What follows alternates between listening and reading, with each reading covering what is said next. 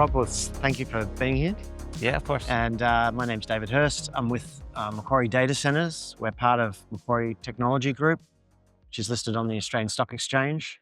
Been around for 30 years. We've been doing data centres for almost 25 years. Wow. I'd say we're Australia's most trusted data centre provider. We're a sovereign data centre provider. We have 6 facilities. Currently building IC3 Super West. It's a 47 megawatt purpose-built AI and cloud data center facility quite close to the CBD. So we're in one of the 3 availability zones within Sydney. Sydney's a tier 1 hub. Yeah. It has most of the unsea cable land in Sydney. It's on the doorstep of Asia, great time zone, along with Singapore and Tokyo, but they have their unique challenges as well. So we can actually serve Asia out of Australia. We're part of Five Eyes nations. That's with the US, UK, New Zealand, Canada, Australia. So we share in that security lens. First world country, English speaking. So all those things, a good, stable economy, strong economy, and a stable legal system. Yeah, it puts you in a prime position in that market, right? It does. And being a sovereign provider, I think, really allows us to offer the widest possible end customer opportunity for our American customers to be able to serve either Australian consumers and or Asian consumers. So how does that change? Like, let's put it in the lens. We started chatting about how things have changed in AI. So what's so different about the demands in AI and how does that relate to your business and how you're positioned? Yeah, data center design has been very much, people talked about it in real estate terms. Yeah. Square meters in Australia, square feet in America. They then went on to talk about it in terms of kilowatts and power, but still on a square meter basis. Yeah, very much real estate centered. Very much conditioned real estate, call it, critical infrastructure, but still conditioned real estate. But today, in an AI world, densities have increased not just tenfold, but we're talking about things that are 100-fold now. Yeah. And so with all that density, it delivers complexity around how to solve. And then you start to think about data center design from the chip out. Yeah. And what you need to do to provide the right power and cooling for those chips. And it's not just the densities that we're really thinking about. We're really thinking about also the underlying applications are quite different to cloud. And the workloads in cloud are fairly constant and consistent. Yeah. But when it comes to AI, they can be really bursty up and down, and that creates challenges for data center operators.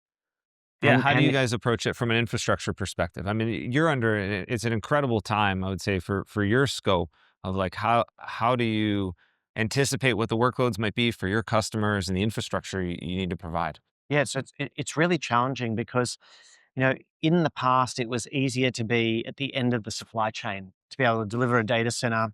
Customers done everything else and they go, right, now I need a data center to put my servers in and all the other IT equipment. But today, we need to be collaborating a lot earlier with the end customer to make sure that we're ready when they're ready. Because like you said, lead times, still there's a bit of a COVID hangover. So lead times and supply chains are an issue.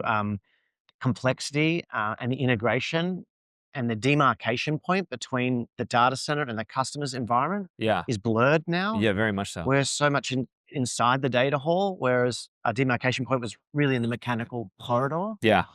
And now we're delivering direct to chip liquid cooling, and that creates, liquid in the data hall as well. Sure. So all those challenges. So we need to collaborate with hyperscalers, with the neoclouds, with enterprise to be able to understand their needs. And we also need to try and, as a colo provider, each one of the hyperscalers actually have different, temperature set points, for example. Sure. And so therefore we need to be flexible enough to be able to attract more than just one hyperscaler or neocloud customer or enterprise, so on and so forth. So all those things add up to a level of complexity now that we've never seen before. And so what I want to encourage is early collaboration, more communication between us and industry and our end customers. And I think the one thing I've seen with OCP is it's a great place to be able to do that. Yeah, yeah, absolutely. It's one of the reasons I joined it. Many years ago. I was definitely on the supply chain side, and so yeah, we got to be early in those conversations and help set those expectations and the needs of not only hyperscale customers and other enterprise customers that might use colo, but also on the vendor side, like what is feasible to actually produce and actually install in a reasonable timeline. I think those things are fairly global and universal if anybody's touching AI in the data center space.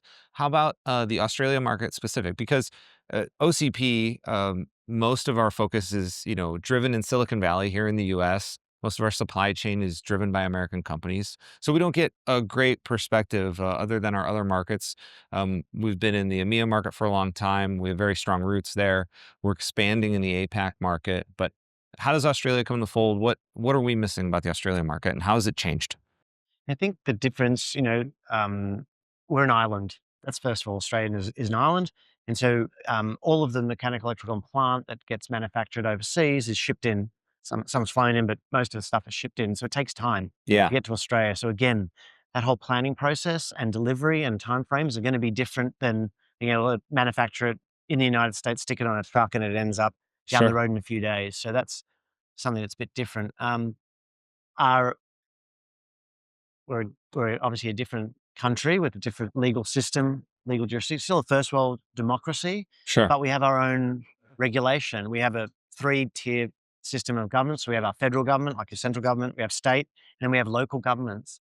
And when you're trying to acquire land and you're trying to build and develop data centers and run data centers, you've got to be familiar with the local laws Yeah, and requirements. And they can be challenging because they're quite different from those that are in the United States, for example.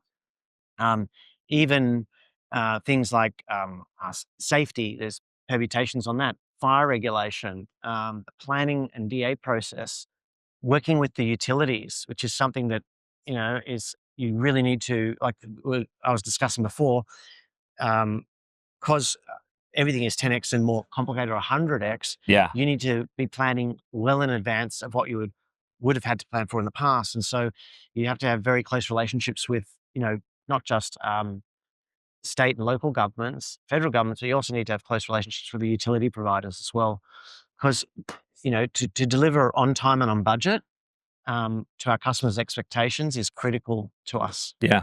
And every data center deployment we've done, even during COVID, we've delivered on time and on budget because Wow, we spent so much time in the planning process. We kind of measure twice and cut once excellent. in the process. So that's what's a bit unique to Australia. And I think that's also those things that I mentioned are also unique to other countries and geographies. I think also what's unique is, as I touched on previously, is we're in the same time zone as Asia. Yeah, So that's really helpful. And because we're English speaking, we can deal with American companies and also serve Asia, which I think is quite powerful. Um, the other things that are unique about Australia are our culture. That's quite unique. And why do I bring that up? That's a bit of a tangent, but when you're dealing with AI and you're dealing with training large language models, what I've seen here in America is it's mostly happening in the United States at the moment, yeah, training, um, you know, talking about gigawatt campuses and so on and so forth. sure. But some of that training will need to land in countries of origin to maintain their cultures, to maintain their unique um, systems, rules of law, governance, compliance, all those Yeah, other things. So that's also what's unique about Australia. Australia is thinking about itself, its own innovation, how to protect it, yeah. but also how to also learn and share with others as well at the same time. So they're unique considerations. That's pretty forward looking. I think most of, the general public's interaction is through Google search, ChatGPT, Anthropic, things like that. And those aren't super critical interactions. We all want security, we want privacy. That's part of it. But I think, the evolution of AI moves far forward into things that are going to need much higher levels of scrutiny and security and be much more sensitive to cultural needs, safety needs, things like that. Agreed. Like what's not an unknown is all those applications that are on cloud today, Hmm. they're putting a layer of AI on top of them, Right. all right. So and making everything better. It's the intent anyway. So if you think about verticals like healthcare, you've got your personal details, and you've Sure. got some really personal details about your own health and so on and so forth. And then you've got an industry that can help solve some amazing problems leveraging AI to do that. Yeah. But you've still got all that personal data, citizen data that you need to protect and store and compute and keep private. Yeah, absolutely.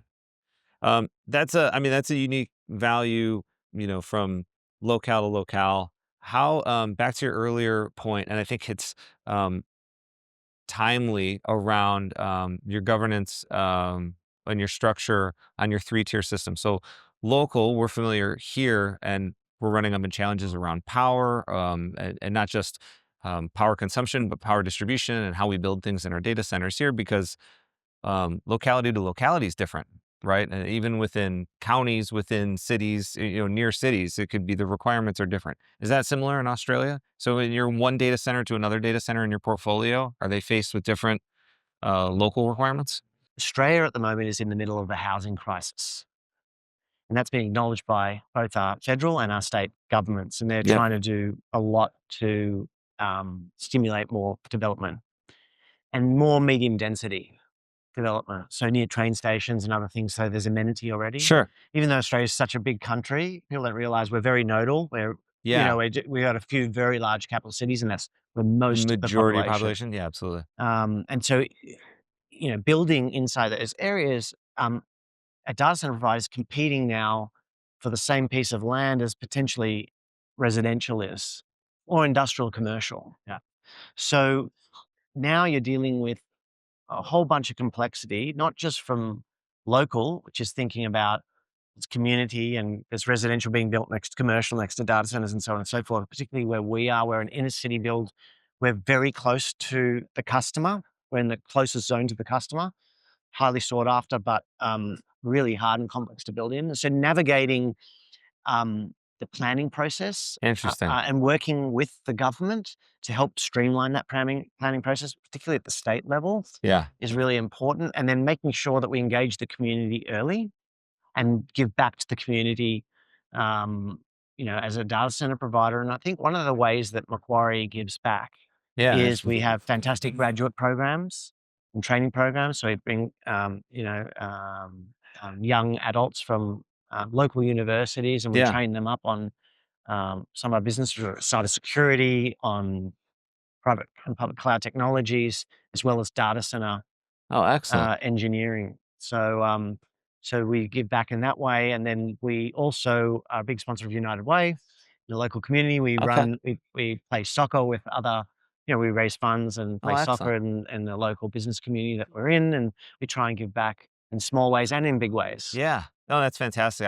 Increasingly here as well, it seems similar is the stewardship and being a good neighbor in their community is just increasingly important, because you are literally the neighbors of people who are in their homes, and it's a massive impact.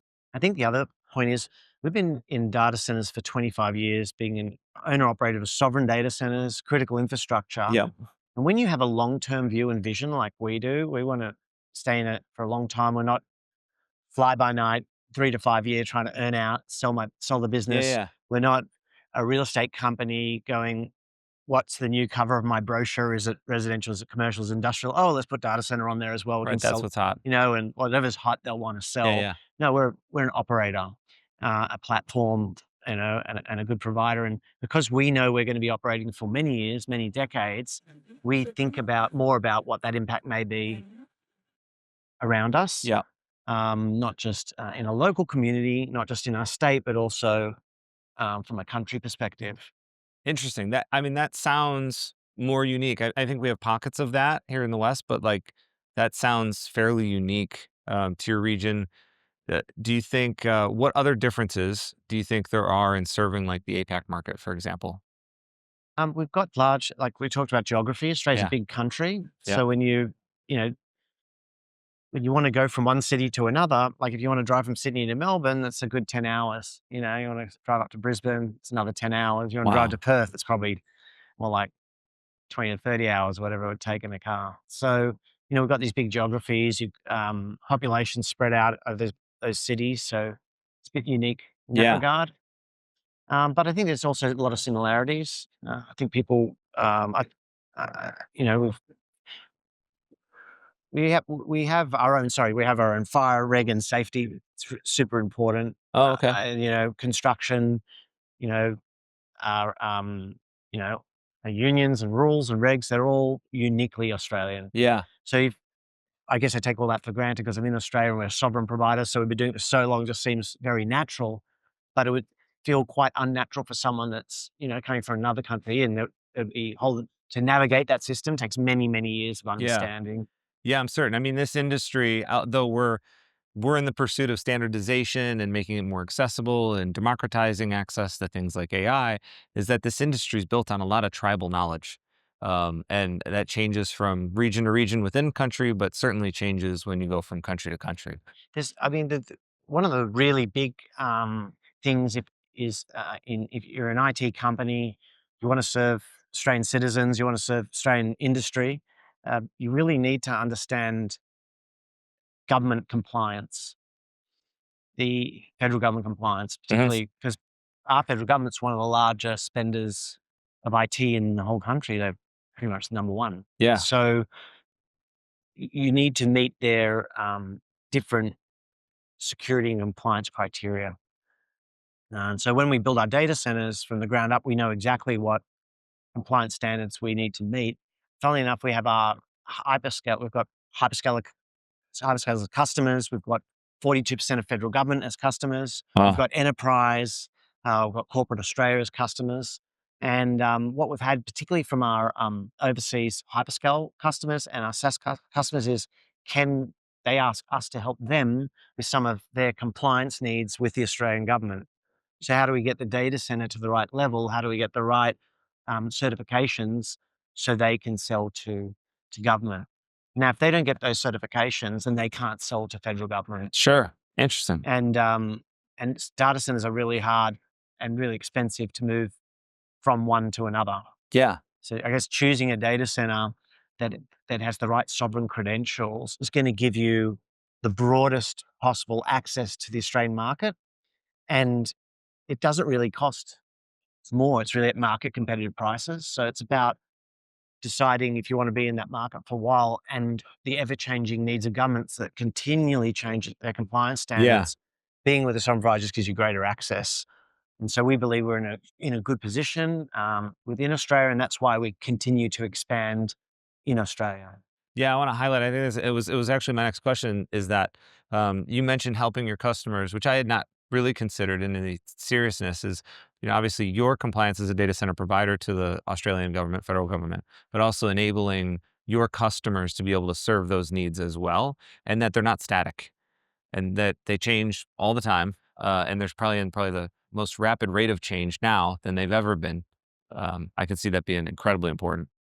We've seen, we're seen the world, and it's been unstable, let's say, Yeah. Yeah. since, COVID till now in lots of different fronts, geopolitical and all the rest of it. Sure. And, and governments continually revising their thinking around safety, security, those things. And so that do impact data centers because we're a mission critical provider. Yep.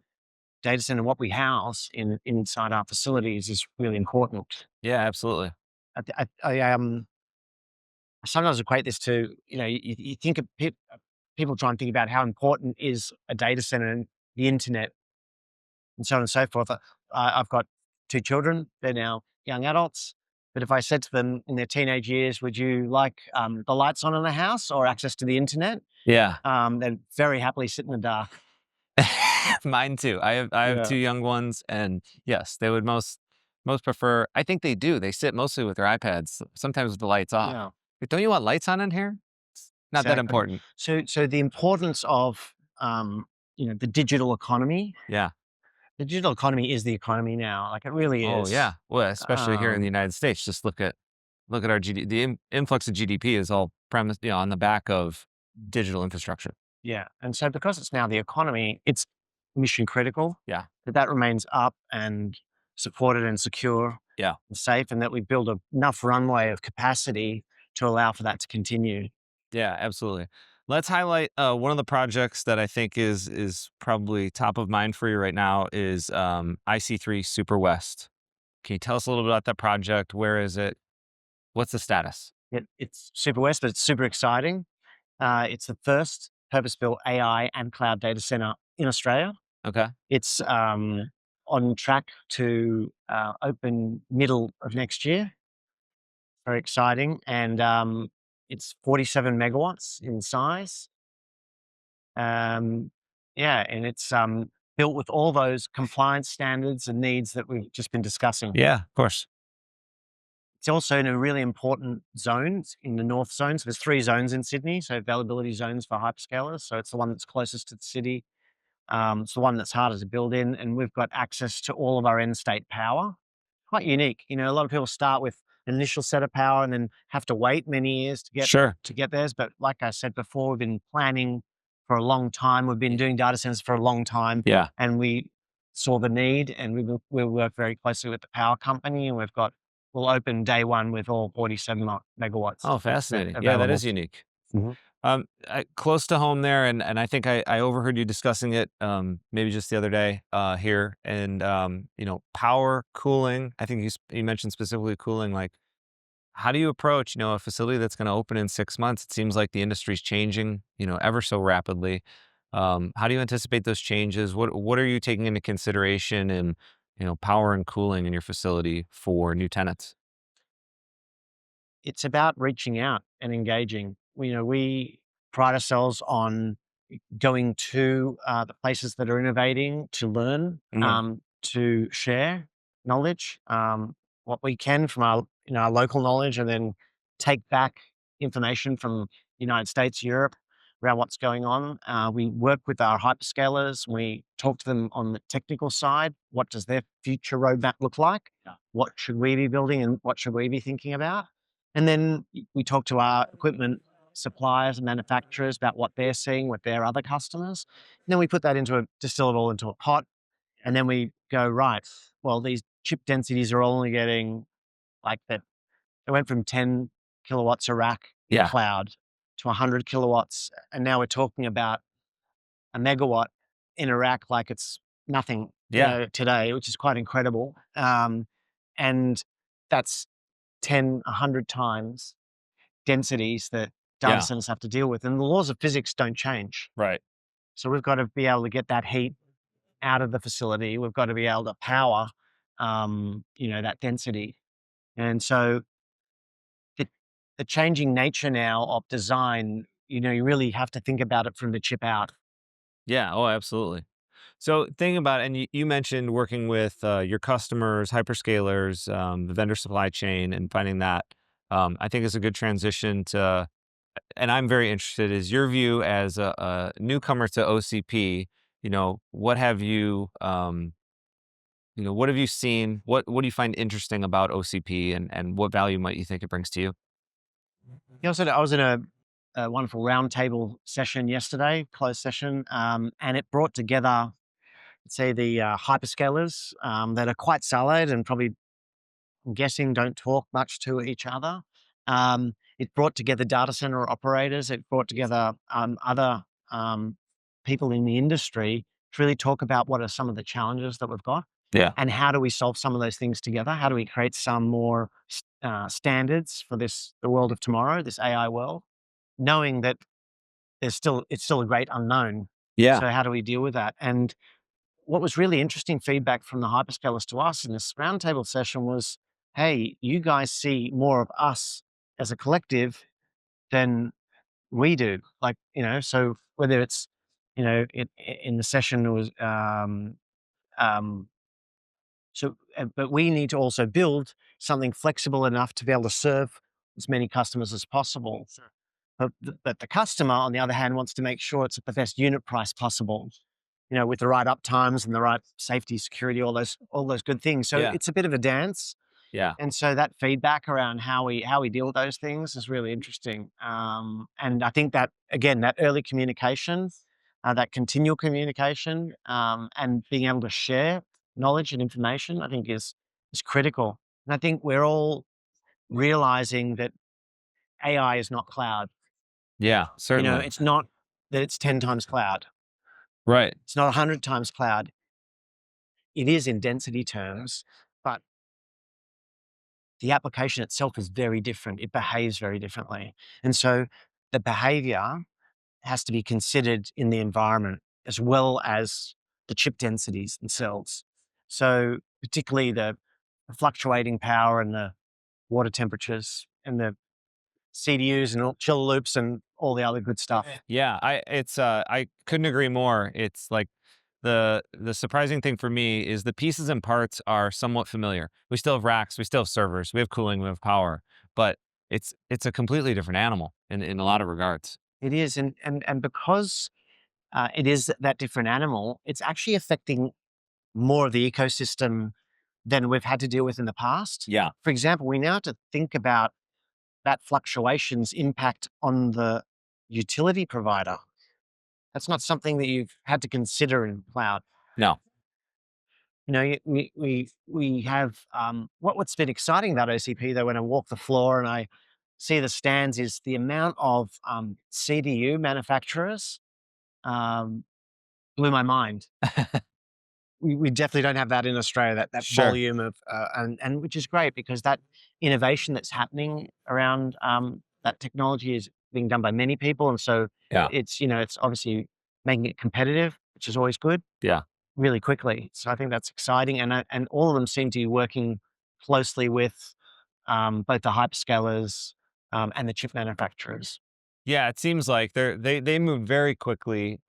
We have a group dedicated on CDU standardization, and we hope they produce a base specification here very soon so we can find some alignment because it does seem like we have good, I would say, organic collaboration that's happening with feedback from the hyperscalers, with feedback from the chip manufacturers. But I think there's still more opportunity to stitch those pieces together so that the other pieces of the ecosystem, like pipe sizing and all the other componentry that has to enable CDUs has to fit too. And you have to be able to place one, for multiple chip manufacturers, multiple potential customers. You have to be able to place one in your facility. Yeah, and the challenge is you're not just building for today, you're actually building for tomorrow. When you're doing a data center development, Uh-huh. the building, you want it to last at least 30 years, right? Yeah. Probably longer, 50 years if ideally, right? You've got diesel generators, you've got electrical distribution, cooling Yeah. distribution, all the rest of it. And you don't want to be swapping all that stuff out every 5 minutes No, like you do your chipsets. that's right. Yeah. Yeah. So that's something you want to be really smart about how you can deliver those changes. So the question is for a data center company like ourselves, is where do we want to invest in flexibility? You can't invest in all types of flexibility, but where do you get your biggest bang for buck and what's going to really help for that future, Yeah. you know, with our customers? And that's something we're discussing with the industry. Yeah, absolutely. I think figuring out because, like you said, you can't make the entire facility flexible. That's costly. That's makes you non-competitive. Someone's maybe by chance going to pick the right mix. So that'd be interesting. Looking forward, if you were to make certain things flexible, what does a data? And it's even harder to predict. It's just somewhat silly to be asking questions like, "Where do you think we're going to be in so many years?" But um, if you had a magic ball, crystal ball, 2030, what does a data center look like? In 2030, just a bit of context, Yeah. IC3 Super West, the 47 megawatt build is a inner city build. And so we build vertically as high as we can go. So 45 meters. So it's typically like 7-story buildings. Wow, So excellent. very big slab to slab heights. So, Yeah. but we're multi-story and we're going to be putting AI or cloud on every floor. And so one of those questions is, well, how strong do you make the slab? Sure. KPA ratings and stuff. So you really want to make sure you got enough steel and concrete in there to be able to maintain these heavier and heavier weights. Yeah, It's only getting denser. I don't think people understand the scale of these changes. I mean, I didn't. It surprised me just a few years ago looking at the floor loading that we were talking about for cloud-based computing, and now we're talking about 6,000, 10,000 pounds of weight in a very small pod. Yeah, and we definitely make sure that our floors will handle future weights. That would be a very hard thing to change in Really the hard future. thing That's to hard to be change. flexible on. It is hard thing to change. So, the other considerations is, like pathways for equipment replacement and maintenance. Um, you know, uh, there are new power considerations. We're going potentially from AC to DC. And what does that mean? Yeah. So there's going to be whole new supply chains having to be remachined and tooled. And so that's something to consider in terms of how you're going to procure there and timeframes in the future in 2030. So Yeah. hopefully something that gets sorted out, something to consider. Safety considerations. So we need to make sure that we ramp up and train appropriately for that. Particularly, I see again on the floor some sidecar technology. We're talking. 400 volt, 400 plus minus volt DC bus. Yeah, more and more, right? Yeah, and then eventually more potentially. So that's a big change, and so something you need to plan for and think about for the future. So what does that mean inside the data center? Well, it's something spatially, when you're building a core and shell and the land, they're the things that are going to remain for quite some time. And so therefore you've got to make sure you've got the right spaces, the right size, the right space. We know that just because there's a lot of liquid now in the data center and direct to chip, we're all talking about that now, and it seems to be everywhere. What is really interesting is you still need air cooling. Oh yeah, that has not gone away. And in actual fact, the densities, even though we're talking about these massive density increases and this direct chip need, if you think about it, the rack itself, when you get to a megawatt, the amount of air required to cool the componentry around the direct chip is still like significant. Yeah. Can be, tens of kilowatts. Oh yeah, I mean you have significant demands on memory alone. Memory generates a significant amount of heat for these AI workloads, and they're harder to cool with things like direct-to-chip and things of that nature. So you're going to have this mix of direct-to-chip and air inside the facility. You still got to worry about your distances for your equipment. You've got to consider latency within the data center, and then proximity to the customer still. All those good things still remain. And then you've got to work closer with your power companies. And the other thing you're dealing with is data centers are only getting bigger.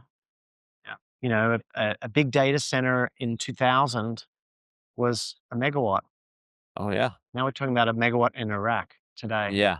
So a big data center today is hundreds of megawatts in countries like Australia. But in America, it's gigawatts capacity.